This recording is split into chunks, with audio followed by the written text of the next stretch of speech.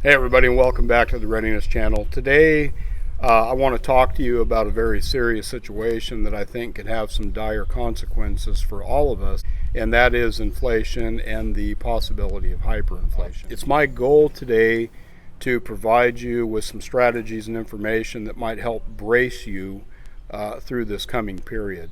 So let's just look at a few simple things that are easily done and go through this list, and maybe out of these things, some or all of these will help you and your family succeed and thrive through this coming year. Number one, in my opinion, would be getting out of debt. I am not a financial advisor. I have no education in finances, and I'm not trying to tell you what to do. Rather, I'm just trying to share with you my opinion about the very serious consequences we could all be suffering under, and talk about some strategies that might help you through that. Any variable rate loans that you may have, credit card debt, car loans, or even home loans that have a variable rate, I would run screaming from those things right now with my hair on fire, because that is the very type of thing, as inflation takes off at an exorbitant rate, that can really put a dent in your program real quick. So get out of debt. Any debt that you have that you can get out of would be a good idea to do so. And any loans or other types of debt that you need to still carry that are in a variable rate loan, try to get those switched over somehow to a fixed rate locked interest rate loan. Inflation is loosely described as a general increase of costs and the subsequent devaluing of your purchasing power of your money. Hyperinflation, however, is much more sinister, and that's described more as a rapid increase, rapid out of control increase of costs, and a rapid devaluing of the purchasing power of the dollar. I think that we are already in an inflationary period, and there are some sectors that I believe are looking an awful lot like hyperinflation to me. You look at the housing market right now, you look at lumber costs, they've gone up over 375% just over the last year. One of the financial wizards just said today that they believe inflation's under control now, except for food, housing, and fuel prices. Well, that struck me as funny, because that was about the most idiotic thing I think I've heard this week. When you go to the fuel pump and you go to the grocery store right now, you absolutely are seeing and experiencing inflation. So let's talk about some of the other strategies that you can do that will help brace you through this inflationary period.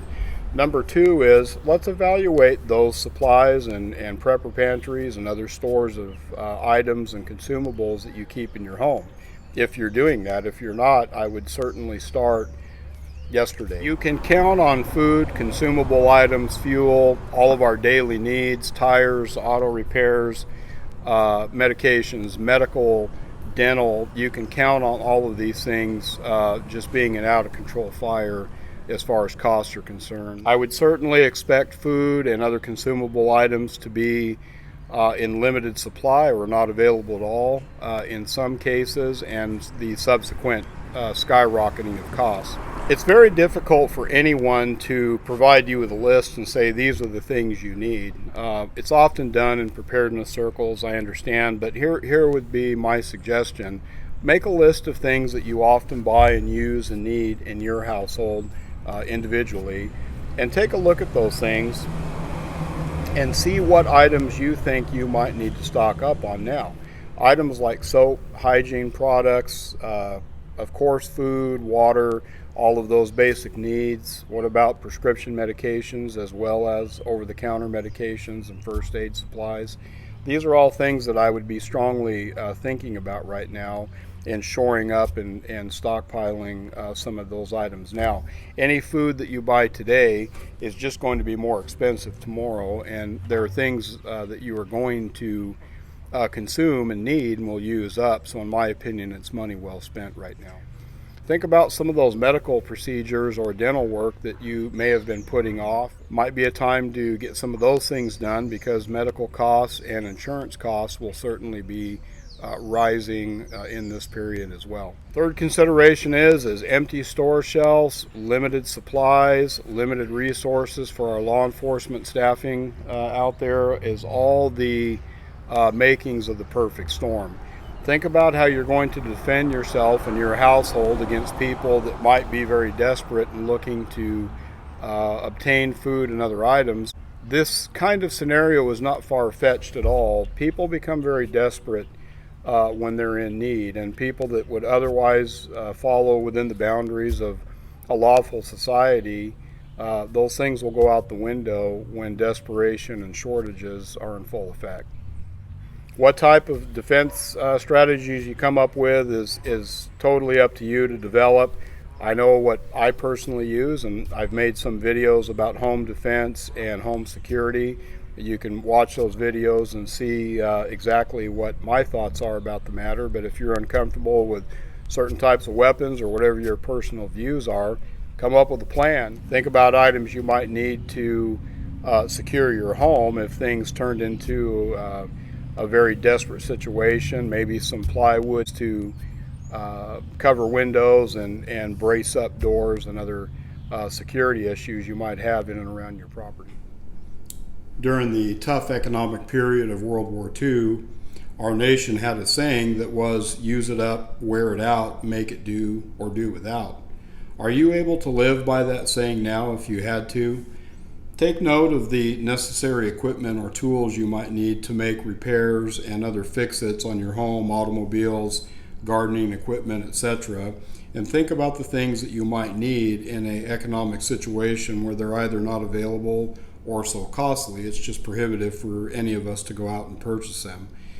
Think about emergency repairs that you might need to do on roofing, other home repairs, screws, nails, tools that might be necessary, along with gardening tools and things that you might need to grow your own food. It's possible that looking at precious metals and those types of investment might be a good strategy for you right now.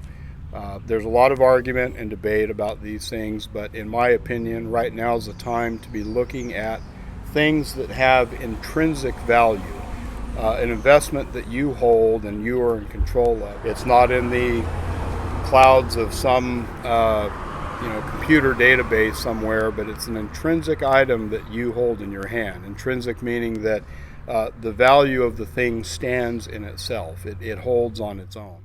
If you're the kind of person that's decided that investing in silver and gold or other precious metals might be a wise decision for you, but have the question of what does a bar of silver or gold, what good does that do me and my family when they're hungry? Gold and silver can be purchased in a lot of different forms and shapes, from smaller coins to rounds. And take a look at these newer products now that you can purchase that allow you to buy whatever weight of each product you would like, but you can break off a smaller chip or piece of it that is sectioned off in a known weight and value that might be handy to use in a hyperinflationary situation. Self-sustaining skills would be invaluable in a hyperinflationary period. The ability to grow your own food, to preserve it, and to do these kinds of things will be more valuable than gold, in my opinion, should we get into a hyperinflationary period where this thing really just goes out of control. If you don't already garden or grow food on your own property, start now. If you need some help or guidance, you can go back to a video we put out a few months ago about how to build a small vegetable container garden that'll at least give you enough information to help you get started. Growing your own foods and fruits and vegetables on your property will be an invaluable commodity in a hyperinflationary period. Most all of us remember a family member, a grandmother, or somebody that canned and put up food just as a routine way of life. I believe that type of world and that type of skill set and thinking is what we will all need to return to in a hyperinflationary period. Take a look at any equipment or tooling you might need while it's still available, like canning pots. There are water bath canning pots that are available relatively cheap, and then there's pressure canning, which you'll need for non-acidic type foods, meats and soups and other types of vegetables and things that you might want to preserve. Dehydrators come in real handy. We use ours quite a bit around here for fruits and other things that we grow throughout the year. Just remember that this mindset of the previous generations. They lived the way they lived, not because it was fun to do so, but because it was their norm. Does the term hyperinflation sound almost like the fantasy realm of one of those crazy preppers? I would submit to you that looking at some of our recent world events in history, like Venezuela, I believe it was Argentina, there have certainly been other countries that have gone into a period of hyperinflation and a complete devaluing of their currency to the point where people were using paper money for toilet paper, throwing it out in the streets, and all kinds of things. This stuff has been going on, folks. This isn't in a land far, far away in a time long, long ago. These things are absolutely possible, and it's my personal belief that we are flirting with disaster right now in our country for a myriad of reasons. Hey, thanks for watching today's video. I'm going to forego all the hit the subscribe if you like blah blah blah stuff today. It's not a fun topic. Today's video, I believe, is a warning, a shout out to some very potentially dangerous and long-suffering consequences that we may be on the brink of without some serious intervention or divine intervention, quite frankly, at this point. But we have a choice. We can go suck our thumbs and lay down in a corner and whine and snivel about it, or we can reach down and grab a handful of courage, take some steps to get prepared and get ready and face this thing, and I believe we will prevail on the other side. Just remember, as always, get ready so that you and your family can succeed and thrive.